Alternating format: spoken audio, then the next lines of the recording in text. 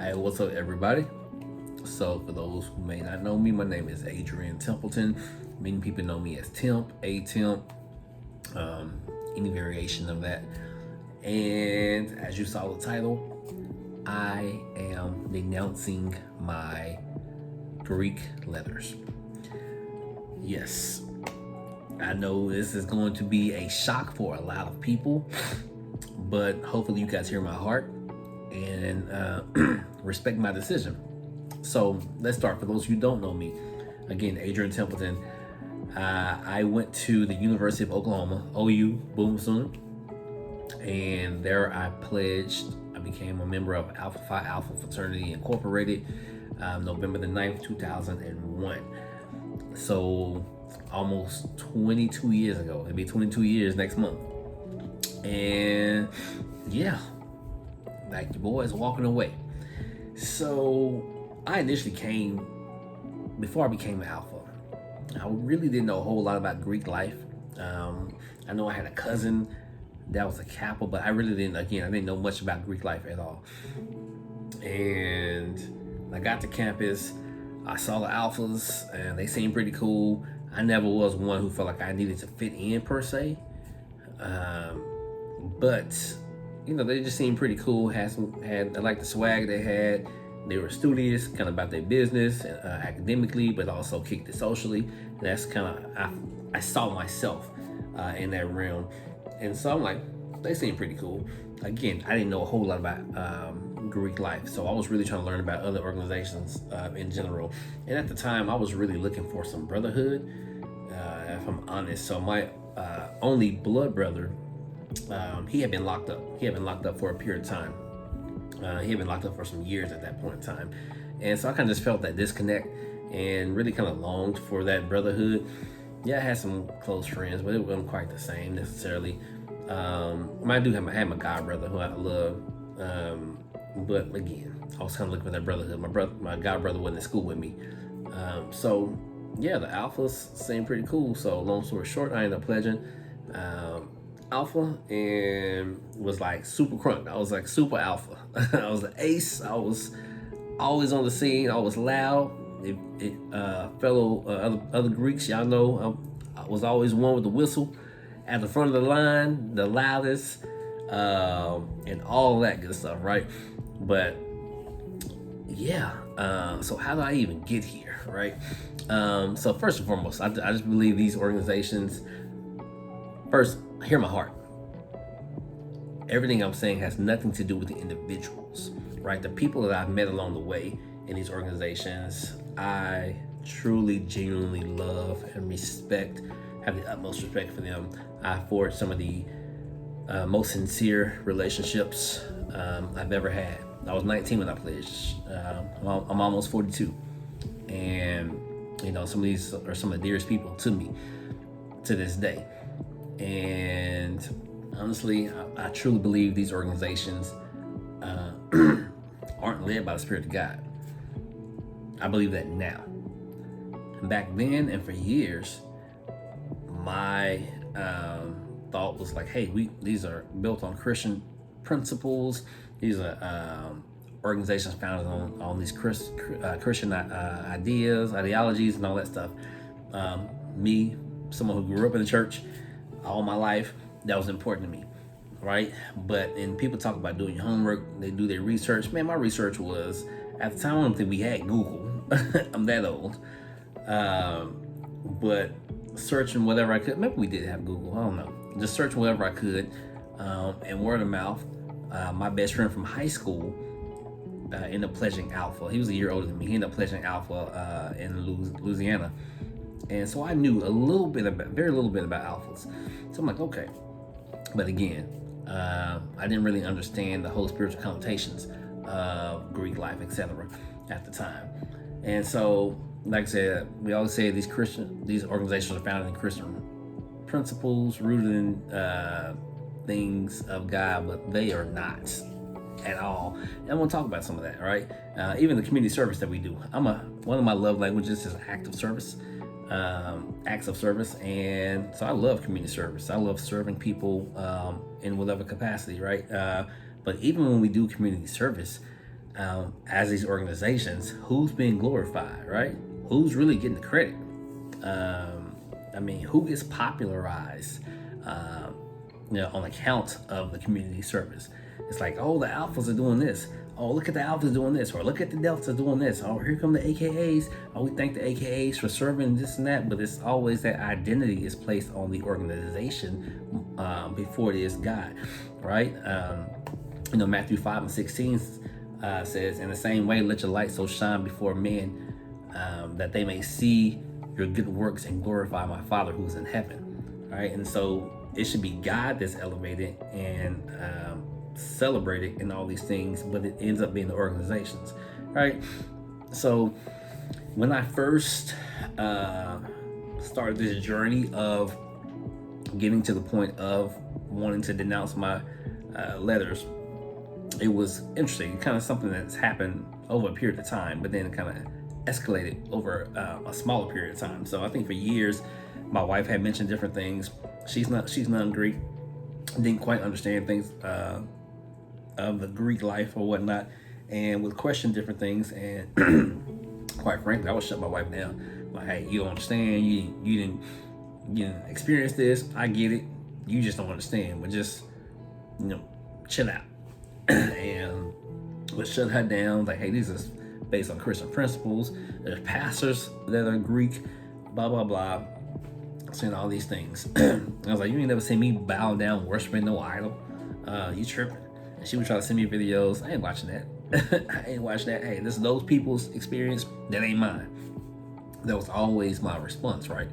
And then fast forward to this year, earlier this year, I recall walking into church one day, and a good friend of ours at the church, she had told my wife, she just saw this darkness on me. She don't know what it was. It was just this darkness. And my wife had mentioned it to me. This was right before service, I believe. And it kind of made me feel some kind of way. Like, she didn't say nothing about anything in particular, but that's all she said. And I don't know, I was kind of offended. Not so much at her, but what she said. Like, if you know me, I'm a very positive and outgoing, optimistic person. And so I'm like, what's she talking about? And it was later on in the service, she told us, like, hey, I know what it is. The Lord showed me it's a fraternity. I've never talked to her about the fraternity at all. Not directly, at least. She knew I was Alpha. But again, never had a direct conversation about the fraternity or anything Greek related per se. And that just kind of just did something in my spirit. Like, man, it's kind of weird. Why would she say that? And whatever. And then fast forward, there's other different things that just start popping up, right? Different people that I knew would start saying different things. And it wasn't all directly related to the organization or to my involvement in Greek life, but it just kind of spoke to it. You know what I'm saying? And again, so it just kind of got the wheels turning in my head. And it was around that same time that I was in a position or in a place of wanting to grow more spiritually. And so I started doing just more deep dive into understanding monitoring spirits and understanding just spiritual warfare and those things, right? And so in doing so, I started learning more about covenants and the importance of those things. And I actually want to go through some of that stuff real quick, just so you can have fuller context, right?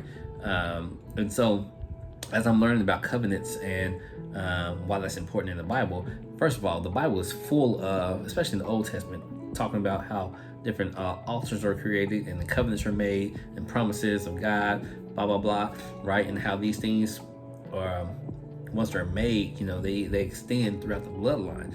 And so I was like, okay, so let's just look at some of those things so you guys get full context, right? So if we look at Genesis 15, actually first Genesis 12, it talks about Abraham and God speaking to Abraham, visiting Abraham, and Genesis 15 was about 20 to 25 years later. Abraham was kind of upset with God. God repeats the promise that he had made to him in Genesis 12, right? And then if you go down to verse 8 and 9, God's asking for a sacrifice because he wants to form a covenant with Abraham, right? And just promise. Covenant is like a promise, right? He's forming this covenant with Abraham. Verse 12 talks about how the sun's going down. Now Abraham's physical body is in a deep sleep, but God has a conversation with him. And we see that in verse 13. And he said, speaking to the spirit of Abraham, your spirit man is forever awake, even while we sleep. So that's something that we have to remember too. We are spirit beings. So when God formed us, he breathed his breath into us, right? So we are spirit beings in a human form. And so I think a lot of times we miss a lot of things because we're trying to just see it through our natural eyes when we are spirit beings, right? And there's so many spiritual laws and things that we should be living by, right? And the Bible talks about how we have these monitoring spirits, but we also have these ministering spirits, right? And the Bible talks about giving charge to angels and things. Those are ministering spirits that work on our behalf. So let's just show that we're spirit beings. But then God, back to the verse. So God is speaking to Abraham's, to the destiny of Abraham's seed, which is Isaac. We know that as Isaac. But in verse 16, it talks about how it's going to extend into the third, fourth generations. Okay. Verse 18, the covenant is made with Abraham in the realm of the spirit, just kind of showing us that. And so these are important things to know, right? And so all this is tied to Exodus, Exodus 20 and 24. And that's really talking about how they start creating altars of the earth, right? And the spirit of God is not just accompanying Abraham, but everybody comes in his lineage, right? So when we talk about the importance of covenants and how those promises and those things that are formed will extend throughout the bloodline, right? So you've heard generational curses. So generational curses because of some type of covenant or thing that was formed at some time before. It could be from your parents, your grandparents, great grandparents, whomever, right? If there was a covenant made and they're good or bad, that will extend throughout your bloodline. And so it may or may not affect you. And if it doesn't affect you, it could affect your children. All right. Okay. So let's keep going. Genesis 26 and 24. And the Lord appeared to him again. This time he's talking to Isaac. He's speaking to Isaac, and he says the spirit of the altar now shows up in the life of Isaac, who is the promised child of Abraham. Now, so the same blessing that was applied to Abraham has been extended to Isaac years later. So it's important to understand the biblical laws and the principles associated with covenants, right? But just as there are biblical things, good things, there's also evil seeds, right? And the evil seeds will still speak to the destiny of your children. And so these are things we need to recognize and understand. Let's keep going. Genesis 28 and 13. You know the story of Jacob, right? Jacob, he deceived his father and ended up stealing the birthright of his brother Esau. And Jacob was the son of Isaac, who was the son of Abraham, right? And so, but verse 10, Jacob is running away from Esau. And like I said, Jacob's the grandson of Abraham. But he has a dream, and this dream, it reiterates the promise of God as a spirit of the covenant that was established way back then. So I'm saying all this to show that covenants are important, covenants are real, and when we make covenants, they will extend throughout our bloodline, right? And so, you know, God asked people to make covenants and sacrifices to him, right? Now the enemy, I believe the enemy has manipulated things. He is full of lies and trickery, right? He has manipulated things, and honestly, I feel like he's manipulated all of the Divine Nine, all the Black Greeks, into making covenants and taking oaths. And we think it's for brotherhood, sisterhood, and stuff, man. But it's so much deeper. You know, I'm thinking about one day I was in my my flower bed in front, and there was a little weeds about this big. I was like, I need to get those weeds out before they start growing everywhere. And so I went to pull the little weed out, and I know sometimes weeds have little roots. So I expected little roots. I pulled this little weed out, and I just kept pulling. When I got through, the roots were like this long. All I could see was this much of it. But what was not exposed were the roots. Now I could take away the top part of that, but then all those roots were still there. And because those roots were still there, it can form again, right? And so it's never gonna go away until the root of the thing is severed, right? So just everything the God does, the devil tries to mimic and emulate, right? And so it's important that we have discernment So that reminds me of the parable of the wheat and tares. And this is found in Matthew 13:24-29. I want to read that real quick. It says, and Jesus told them another parable. The kingdom of heaven is like a man who sowed good seed in the field. But while everyone was sleeping, his enemy came and sowed weeds among the wheat and went away. When the wheat sprouted and formed heads, then the weeds also appeared. The owner's servant came to him and said, Sir, didn't you sow good seed in your field? Where then did the weeds come from? An enemy did this, he replied. The servants asked him, do you want us to go and pull them up? No, he answered, because while you're pulling the weeds, you may uproot the wheat with them. Let both grow together until they harvest. At that time, I'll tell the harvesters, first collect the weeds and tie them in bundles and be burned. Then gather the wheat and bring them to my barn. All that to say, it's important to understand discernment. We have to have discernment on what we do and what we see. And in that parable, I think it's showing us that everything that God does, the devil's going to come and try to build a copy and try to sway us to his side, to his way. And Joshua 23:16 tells us, if you violate the covenant of your Lord, your God, which he commanded you, and go and serve other gods and bow down to them, the Lord's anger will burn against you, and you will quickly perish from the good land he has given you. All right. So, we make a lot of oaths. We, meaning Greeks. Even I went back and looked at our ritual, because during this process, God kind of revealing things to me. I was really trying to disprove it to myself, to be honest. I'm like, nah, this can't be. Nah, not me. Nah, not my organization. We different. Nah, bro. And so I went and I pulled up our ritual, actually. Hey, it's online, y'all. Y'all can Google it. Alpha Phi Alpha ritual. I don't care. Pulled up the ritual, and I read line by line. I think it's section 15. And it talks about there's an altar. And I remember, the Lord brought to my remembrance, going through a ritual almost 22 years ago, being blindfolded, having to take these impressions, and then removing the blindfold, and there's an altar established there, and it's A is lit up, and we had to say something like Alpha, light of the world, pride of my heart, something of that nature. And this is all in the ritual. It all says to build an altar, or talks about this, doing this, saying this before the altar. And so this is a covenant that's being made, that's been forged between myself and the organization. And yes, there's some scripture read during the ritual process, but it ain't all line by line, you know what I'm saying? And hey, yeah, the enemy knows scripture too, and so think about the oaths and things that we took. There's an oath that we read or repeated. And so Matthew 5:33 tells us, again, you have heard that it was said to the people long ago, do not break your oath, but fulfill to the Lord your vows you have made. Now, some people, I've heard people, a few people that I've talked to regarding no longer being an organization or walking away from the organization, will say, like, you doing too much. You ain't got to do all that. You ain't got to do no denouncement. You can just not be active. You can just pull away.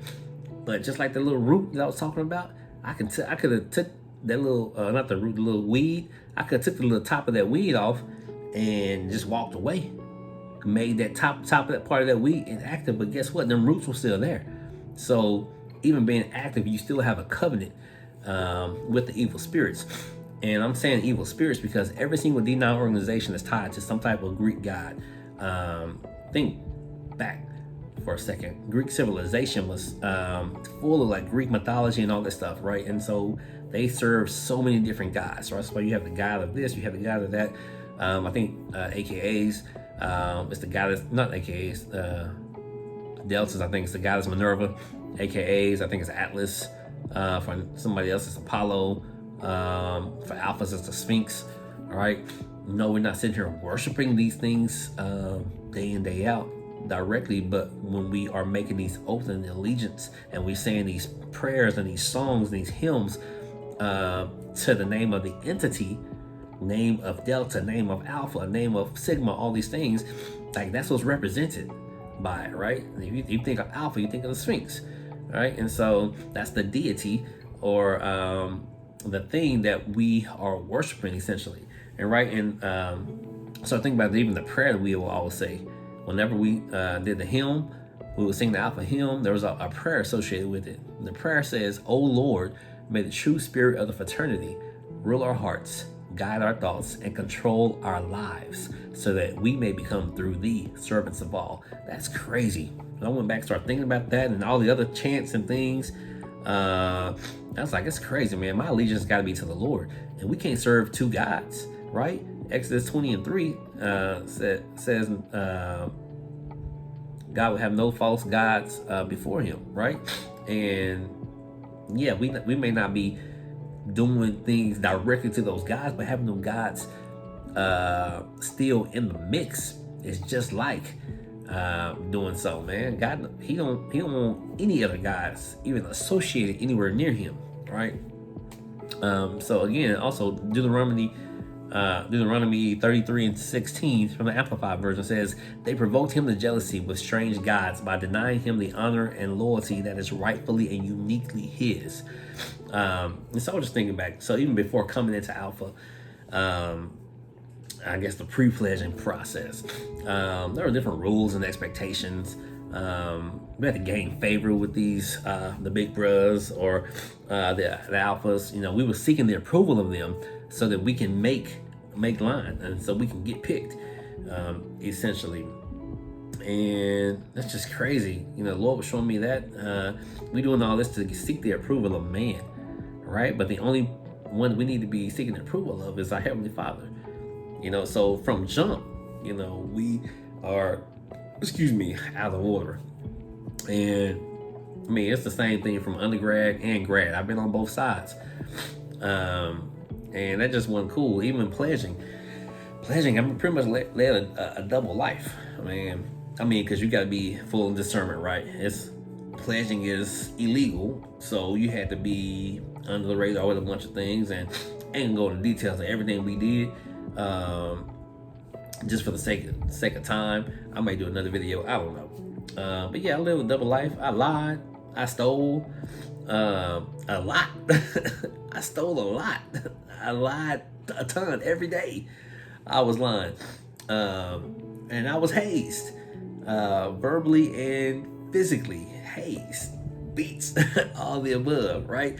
And hazing was made to be make it seem like it was a notable thing, right? If you had a process, if you were pledged, if you were hazed, like you were that top echelon of Greekdom, right? I recall there was this one girl, she really wanted to be AKA. She actually came to us and was like, "Hey, will y'all haze us?" It's like, what? She wanted to be hazed because she wanted to have that notoriety of having the process, right? And it's just crazy, man. The things that we think about, man.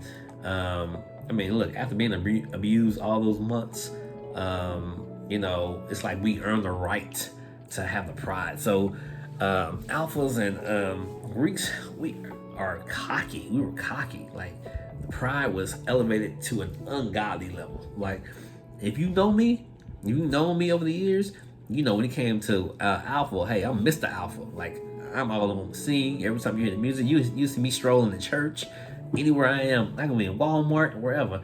My wife be like, "Oh my God, will you stop it?" You know what I'm saying? Don't let me get with some of my former LBs, especially a couple of them. For primarily one of them, he know who he is. Me and him, hey, we'll start strolling or stepping in a heartbeat anywhere. And I've done it all. I've stepped on the national level, regional, local, national, all that stuff, man. But anyways, I'm going to sum all this up, man. 2 Corinthians 5:10 says, "For we must all appear before the judgment seat of Christ, so that each one of us may receive what is due us for the things done while in the body, whether good or bad." The word also says that each man must work out his own salvation. So for me,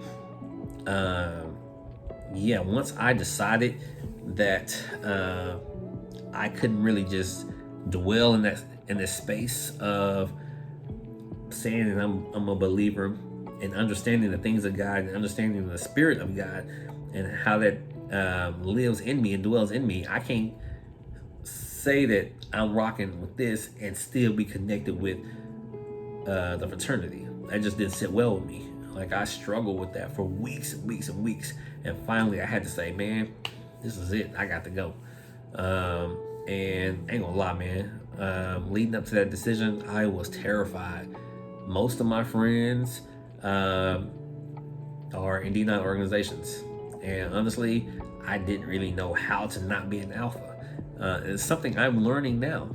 But I will tell you this: I am in the happiest place of my life. I mean, I've been in the position of really learning to surrender to the Lord, just all areas of my life.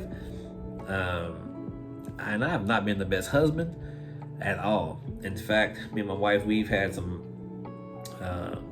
issues over the years. And this is not for this video, but I was unfaithful to my wife at different times, and I was just not a great husband at all, man. But the Lord has brought me out of this place even before this realization kicked in. But the Lord has had me on this journey, and through this journey, I have just embarked upon a new level of maturity spiritually, and it has blessed me, has blessed my wife, and we are just in the best place. We've been married over 14 years now, and we've been this is the happiest we've been ever. And I love my wife. I love what God has blessed me with, and I'm just trying to honor Him with everything. And so, hey, this may not be for you. You may feel some kind of way. I respect it. You know what I'm saying? I just ask you to respect me too. And if you want more information regarding some of the other things, there was so much more that I could have gone into that kind of led me to this, that I just, for the sake of time, I didn't. But I thank you guys for watching. I thank you guys for tuning in. I know you're going to have some comments. I know some of y'all going to try to drag me, whatever. Hey, you do what you got to do. What you feel you got to do. You know what I'm saying? I'm going to stand for mine. And like I told my former line brothers and some other people close to me, hey man, this is kind of where I'm at, and if I would love to maintain a relationship with you outside of the Greek world, but if you ain't feeling it, cool, do you. I'm gonna do me. At the end of the day, I love you, and I just want what's best for you, as I want what's best for me, right? As for me and my house, right, we're gonna serve the Lord and no other false gods. So I just pray that something was said to resonate with you, and I hope and pray that we can stay connected and that you got something out of this. And hey, at the end of the day, to God be the glory. Y'all be blessed, be easy. God loves you, and so do I. Peace.